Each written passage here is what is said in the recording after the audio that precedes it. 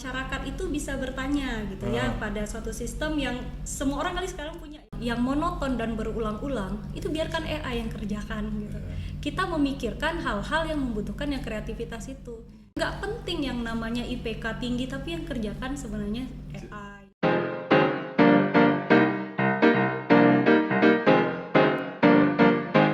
Assalamualaikum warahmatullahi wabarakatuh.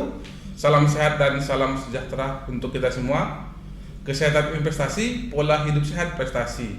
Selamat siang Sobat Podcast. Hari ini kita kembali di Tropiko Podcast, diskusi terkait masalah yang lagi tren di kita, masalah digitalisasi dalam layanan kesehatan. Yang hari ini kita kedatangan tamu yang sangat luar biasa, tamu yang sangat berkompeten untuk bisa berdiskusi terkait itu. Hari ini kita kedatangan Kak Amel. Selamat siang Kak Amel. Selamat siang Bang Dani. Apa kabarnya Kak Amel? Alhamdulillah sehat. Alhamdulillah. Terima kasih ya Kak Amel sudah datang di Tropiko Podcast hari ini. Iya, terima kasih juga sudah mengundang saya.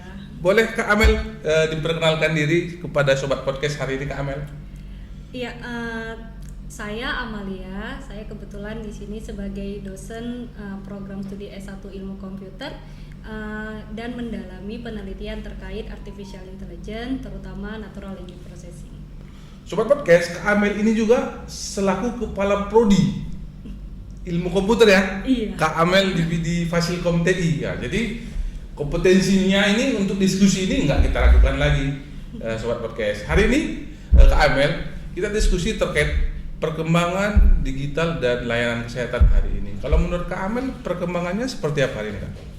Ya, sebenarnya perkembangan kesehatan ya itu beriring dengan perkembangan teknologi. Jadi semua knowledge base atau pengetahuan yang terkait kesehatan itu sudah bisa digitalisasikan di dalam bentuk knowledge base yang kemudian bisa kita manfaatkan untuk artificial intelligence untuk memberikan sistem-sistem dan aplikasi kepada masyarakat dengan cepat, murah dan efisien seperti itu.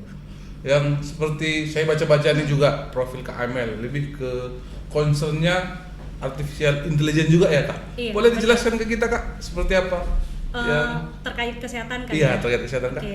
Nah contohnya misalnya seperti ini, dulu sebelum ada perkembangan teknologi mungkin kita kalau misalnya pergi ke dokter ya untuk identifikasi awal penyakit, untuk teman-teman kita yang di pedesaan yang susah transportasinya itu harus berkunjung ke dokter yang di pusat kota gitu. Nah itu akan memakan waktu, biaya yang cukup banyak. Nah sekarang ini kita bisa membuat sebuah misalnya contohnya sistem pakar atau chatterbot ya atau chatbot yang memungkinkan masyarakat itu bisa bertanya gitu ya pada suatu sistem yang semua orang kali sekarang punya ya, Android ya. Betul, Kak. Nah itu aplikasinya berada di smartphone mereka, jadi seperti ada dokter pribadi itu mereka akan bertanya terkait misalnya identifikasi awal penyakit mereka sampai mereka bisa juga foto gitu ya, simptomnya misalnya di penyakit kulit atau apa ya gitu. Nah itu sistem akan memberitahu ini kira-kira sakitnya apa, diagnosisnya apa gitu ya Kak? Iya, diagnosisnya apa, dan itu semuanya kemampuan dari sistem itu dikumpulkan dari sistem pakar dari dokter-dokter, dari buku, dari website kesehatan yang dikumpulkan menjadi knowledge base yang bisa kita buat artificial intelligence untuk masyarakat seperti itu. Mirip-mirip ChatGPT lah ya Kak, yang lagi in hari ini di mahasiswa. Benar. Kalau ChatGPT kan lebih ke general ya, kita bisa tanya apapun gitu ya. Nah kalau misalnya contoh chatterbot kesehatan mungkin lebih cocok kayak Halodoc ya Kak ya. Seperti itu jadi kita masukkan masalah-masalah kita dengan kata-kata, akhirnya direkomendasikan obat apa gitu ya Kak? Iya itu contoh misalnya gitu. Gitu ya Kak? Iya. Zaman sekarang makin asik aja ya Kak? Jadi semua bisa digapai melalui genggaman hari ini. Benar, jadi beberapa negara tetangga ini sudah lama ya memanfaatkan ya. Contohnya India ya. Jadi mereka itu kali model sama ya keadaannya. Kita juga ya kalau di pedalaman itu mungkin harus lewat sungai seperti itu. Nah kemampuan teknologinya sudah bisa menjangkau lebih luas daripada dokter yang ada di sana seperti itu. Nah mungkin itu bisa menjadi solusi untuk masyarakat yang di pedalaman terkait pemerataan sarana kesehatan gitu. Untuk identifikasi awal ya. Biar adil, equity ya kalau di istilah di kesehatan seperti itu kan. Biar adil masyarakat yang di kota dengan masyarakat yang di desa gitu. Iya, benar.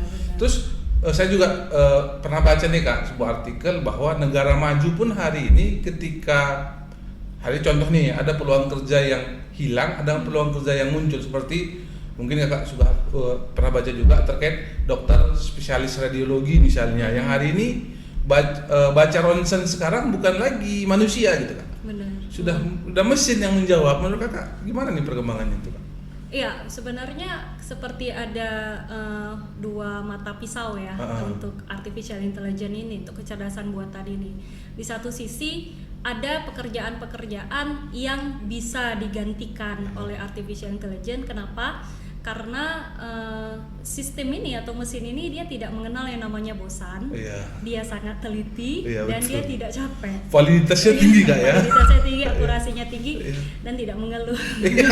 Kalau kita sih banyak kali gitu ya Kak? Ya benar. Jadi sebenarnya kalau kebetulan saya dosen di ilmu komputer ya. Jadi mahasiswa-mahasiswa kita akan menjadi ahli-ahli AI bisa kita bilang gitu ya, ahli AI, ahli IT. Apakah nanti kami ikut andil ya menghapus pekerjaan-pekerjaan karena apa sistem-sistem yang dibuat oleh mahasiswa kami. Nah sebenarnya untuk sesuatu yang monoton, sesuatu yang berulang itu bisa digantikan oleh yang namanya sistem atau AI ya. Nah tapi untuk sesuatu hal yang membutuhkan kreativitas, membutuhkan critical thinking itu tetap AI itu tidak bisa menggantikan manusia. Karena pada dasarnya AI itu adalah meniru kecerdasan manusia. Seperti mahasiswa copy paste ya Kak? Iya, jadinya nggak berkembang ke copy paste itu, apalagi menggunakan ChatGPT ya kan. Jadi konsepnya meniru apa yang ada di sistem dia, itu yang akan dimunculkan ke orang yang mencarinya gitu ya Kak? Dia misalnya seperti ini ya, contoh AI ya. Ini yang mungkin bukan ke arah kesehatan, tapi bisa kita lihat yang paling sederhana misalnya bagaimana seseorang itu bisa mengenali wajah orang lain gitu ya berdasarkan ingatan dia gitu. Nah kalau misalnya kita menggunakan yang namanya algoritma ya kalau di dalam ilmu komputer itu semua input kan harus ada nih bentuk mata seperti apa, bentuk hidung seperti apa. Nah itu akan memakan waktu yang sangat lama. Jadi kalau kita meniru cara manusia mengenali suatu pola, nah itu lebih mudah. Misalnya ini kayaknya ingat nih, langsung kan otak kita ini kayaknya teman TK deh. Ini seperti apa gitu ya. Terus dia akan mengingat berdasarkan data masa lalunya. Nah, AI juga seperti itu gitu. Jadi dikasih data untuk training ya, untuk dia berlatih. Makin banyak data yang diberikan kepada dia, suatu saat jika ada yang mirip ya, kasus yang mirip gitu, dia bisa mengambil keputusan. Seperti itu dia recall lagi memori dia gitu ya Kak. Jadi akhirnya apa yang paling mirip dengan apa yang dimasukkan dia baca gitu ya Kak. Makanya validitasnya bisa lebih tinggi dari manusia gitu ya Kak. Benar, karena dia lebih dia tidak ada yang namanya sifat lupa ya kan. Lupa ya. Kalau kita itu siapa gitu kan? Siapa ya gitu ya. Saya sering gitu Kak. Mungkin kalau artificial intelligence ini nggak mungkin lupa gitu ya Kak, karena memang sistemnya pasti seperti itu ya Kak. Untuk sesuatu yang sangat spesifik untuk dipelajari itu mudah ditiru oleh AI. Contohnya misalnya yang kayak tadi ya radiologi. Nah itu kan suatu ilmu yang spesifik ya, misalnya ahli akuntansi. Nah itu kan ada pemahaman, ada ilmu yang memang bisa kita masukkan ke dalam knowledge base. Tapi ada suatu ya yang ciptaan Tuhan ini yang sangat susah ditiru oleh AI, yang sangat sederhana. Contohnya refleks. Nggak bisa tiba-tiba gitu ya Kak? AI nggak bisa. Tapi saya lihat beberapa yang lalu orang main pingpong dengan robot juga ada bisa Kak? Karena dia belajar. Tapi refleksnya sangat kencang juga saya lihat. Itu bukan bisa kita bilang bukan refleks ya. Jadi misalnya kalau main pingpong, dia kan akan lihat inputnya itu arah bola kemana ya. Refleks ya. Arah bola kemana dia akan membalas, merespon untuk menangkis. Refleks itu contohnya gini ya. Kok bisa ya ada debu gitu ya, mata kita nggak usah kita perintahkan dia nutup sendiri. Nah itu yang susah. Terus contohnya untuk belajar bahasa, kita kalau udah dewasa susah ya belajar suatu bahasa asing ya. Iya udah Iya. mental aja. Mental. Mas. Tapi kalau anak-anak Iya. dari kecil ya, misalnya dia diajarkan, nah itu misalnya ya di luar negeri dia bisa bahasa Inggris, di Indonesia bisa bahasa Indonesia, di India bisa bahasa India. Nah itu yang mundane task gitu namanya, itu yang skill dasar itu susah ditiru oleh AI. Kemudian ini kasus agak jauh dari kesehatan juga. Saya pernah lihat juga sebuah konten kakak bilang tadi kan kreativitas agak sulit untuk diciptakan oleh AI. Ada saya lihat pelukis juga AI gitu kak. Itu gimana tuh kak? AI ini dia tidak bisa dari awal yang tidak ada data masa lalu. Nah pelukis ini artinya kan dia udah masukkan ya, masukkan yang dulu ini gini loh lukisannya, itu menjadi data trainingnya. Jadi begitu kita minta tolong lukis wajah dengan ras tertentu atau melukis pemandangan misalnya gitu, dia itu sudah ada dasar atau data yang udah ada di dalam sistemnya sehingga dia bisa menghasilkan lukisan yang baru gitu ya kak. Jadi poinnya adalah inputan data yang terus menerus, banyaknya data yang masuk, itu yang akan dia ciptakan menurut dia gitu ya kak? Benar, dia di belakangnya itu semuanya probabilitas, statistika, matematika, seperti itu. Itu udah berat kali diskusi kita kak. Statistika, matematika, kita ke yang lain aja ya kak. Kalau untung rugi nih kak, kalau kita ngomongin untung rugi dalam aspek digital dalam perkembangan terkini, seperti apa kira-kira kak? Oke, dengan adanya AI ya, untung dan ruginya sebenarnya ya mungkin bukan karena saya sebagai dosen AI yang menganggap bahwa ini semua orang harus menerima keadaan teknologi ini yang bisa beberapa orang menganggap ini suatu ancaman gitu, benar kan? Nah, saya lihat kita lihat keuntungannya dulu deh gitu ya. Untuk hal-hal yang seperti tadi saya bilang, yang monoton dan berulang-ulang, itu biarkan AI yang kerjakan gitu. Kita memikirkan hal-hal yang membutuhkan yang kreativitas itu. Kita membuat sesuatu yang baru, kita membuat sesuatu yang lebih baik seperti itu. Karena kita nggak usah mikirin hal remeh-temeh lagi biar dikerjakan oleh AI. Kita mikirkan konten utamanya, misalnya seperti itu sih menurut saya. Kalau ruginya ya itu, kalau orang yang tidak bisa mengikuti perkembangan zaman pasti akan tergerus. Contohnya abang-abang tukang becak akan kalah sama transportasi online. Nah, caranya gimana? Mereka juga harus ikut perkembangan zaman. Ya, ada juga yang menggunakan misalnya contohnya aplikasi seperti itu.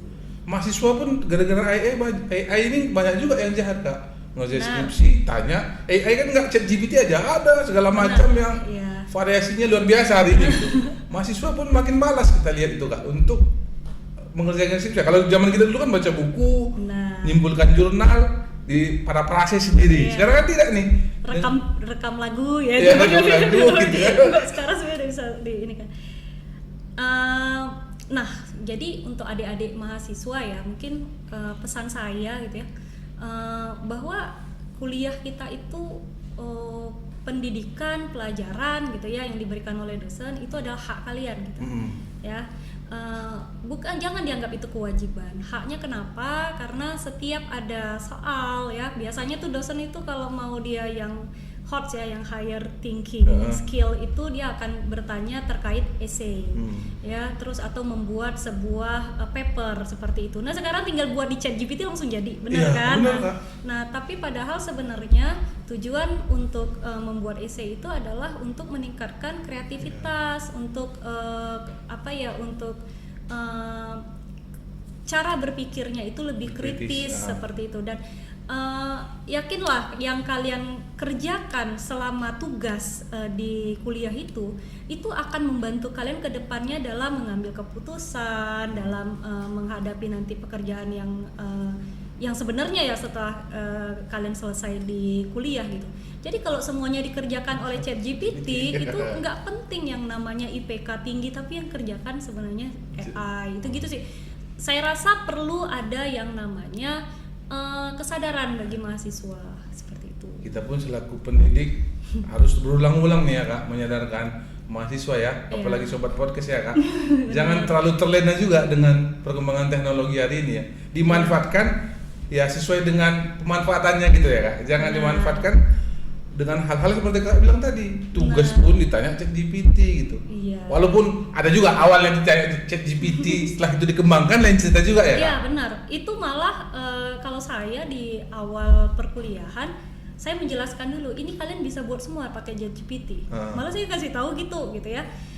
Tujuannya apa gitu ya. Jadi kalau mahasiswanya udah tahu, dosennya nih tahu nih gitu, ChatGPT. Jadi mereka juga akan berpikir kalau pakai ChatGPT pasti ada antisipasinya sama para dosen gitu ya.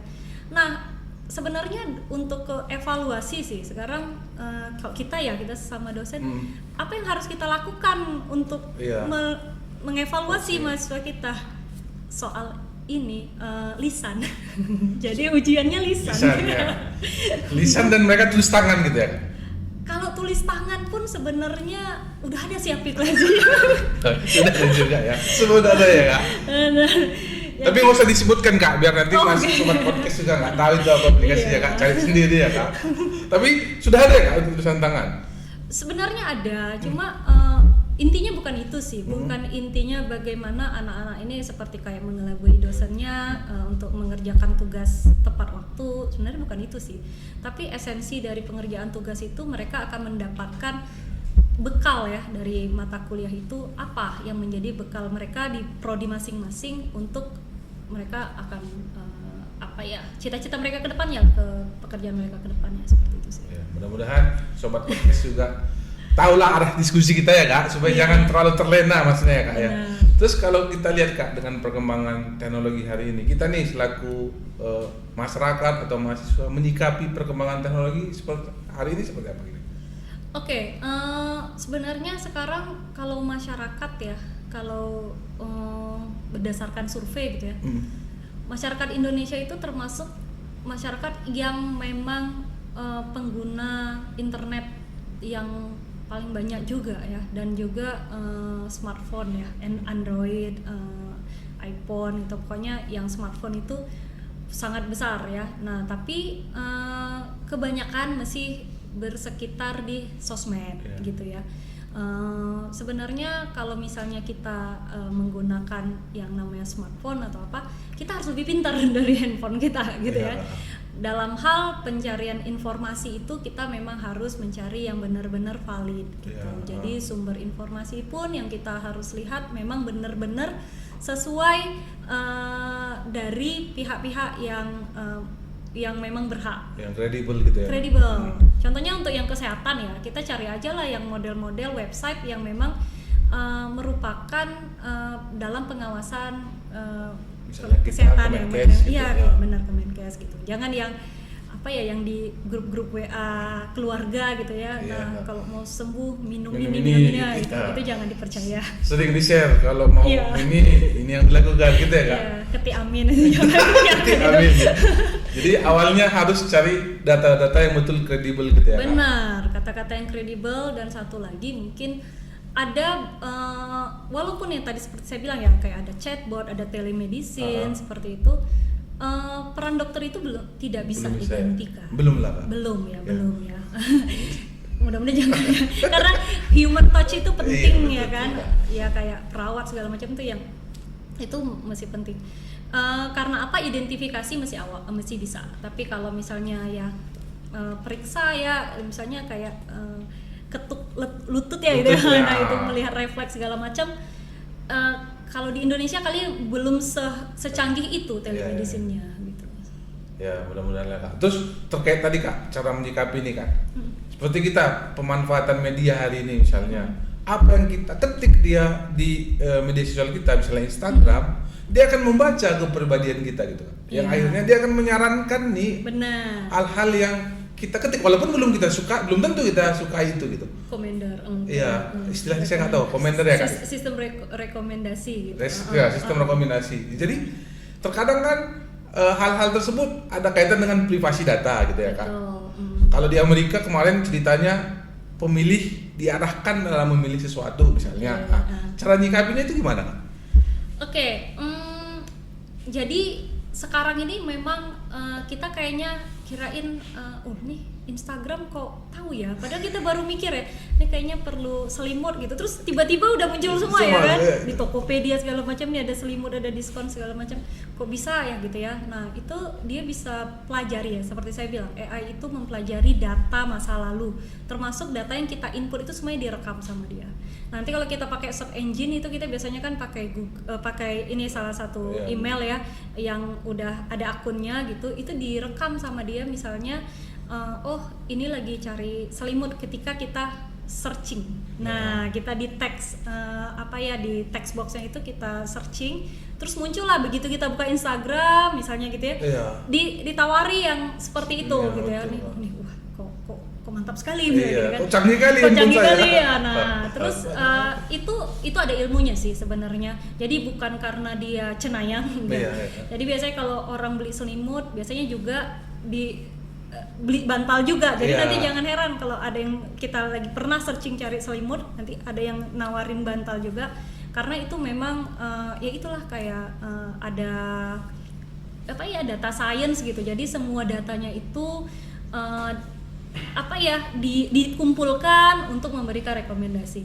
Nah cara menyikapinya tadi ya supaya tidak masalah ini ya, masalah privasi data ya. Nanti kan takutnya seperti banyak kejadian gara-gara kita sering masukkan data ke Facebook atau Instagram, kita diikutin atau kita diselidikin oleh ini kan cerita investigasi gitu ya Kak. Betul ya. Takutnya seperti itu. Misalnya ada nggak cara nyikapin hal-hal seperti itu agar supaya jangan kalau menurut saya ya jangan semuanya diceritain di sosmed gitu ya, karena orang bisa melihat kok kita lagi galau, lagi baper segala macam, kok kita tulis semuanya di sosmed, jadi itu kan terekam ya. Terus misalnya contoh lagi ya, kok adik-adik yang mau cari kerjaan terus dia menjadi PNS misalnya, terus pernah marah-marah di ini ya 10 tahun yang lalu misalnya ya, ketika dia mau diterima kerja itu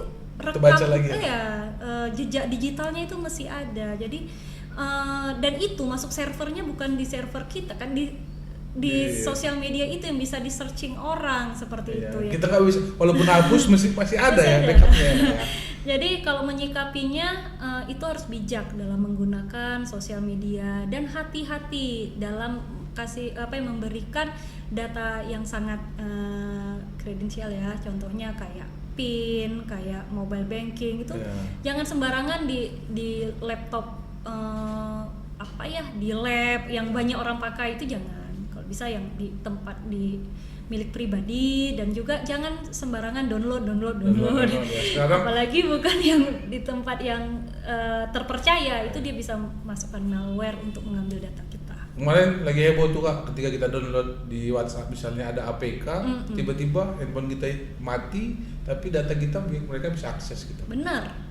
Terus jadi kalau misalnya setiap ada aplikasi yang kita mau download itu dia sering kasih kayak agreement ya, izinkan gitu ya. Izinkan, yes. Yang penting dapat gratis, kita mikirnya gitu kan. Nah, itu hati-hati gitu. Karena apa? Ketika kita yes itu kadang-kadang dia minta akses lokasi akses kamera, data pribadi, bahkan dia bisa baca SMS ya. Kalau SMS banking wah bahaya ya kan, bisa kita masukkan kayak PIN segala macam, itu bisa tertrack ya, bisa lacak seperti itu. Ya Kak, luar biasa nih informasi yang Kak Amel sampaikan, membuka nih paradigma saya, khususnya kawan-kawan yang ada di sini dan kawan-kawan di Tropiko Podcast ya Kak. Terima kasih Amel, mungkin bisa kasih pesan dan harapan ke sobat podcast kita Kak. Silakan Kak Amel. Harapannya bahwa generasi muda ya terutama dapat menyikapi perkembangan teknologi ini menjadi suatu kesempatan. Kalian dapat mempelajari hal-hal yang lebih spesifik daripada memikirkan hal-hal yang bisa dikerjakan oleh AI. Jadi kalau harapannya dengan adanya bantuan dari AI ini, kalian bisa lebih fokus belajar, lebih fokus mengejar cita-cita. Mungkin seperti itu. Makasih Kak Amel ya. Poinnya sobat podcast, perkembangan teknologi dijadikan peluang untuk meningkatkan kreativitas, meningkatkan kemampuan kita yang akhirnya kita bisa bermanfaat bagi orang banyak. Terima kasih Ya. Kak Amel atas waktunya. Jangan segan-segan nih kita undang lagi kemari. Ya. Mudah-mudahan kita sehat selalu. Amin. Ada jargonnya Kak Amel, sama-sama Oke. kita sampaikan. 1, 2, 3. Kesehatan, Kesehatan investasi, investasi, pola hidup sehat, prestasi. Terima kasih. Dadah. Assalamualaikum.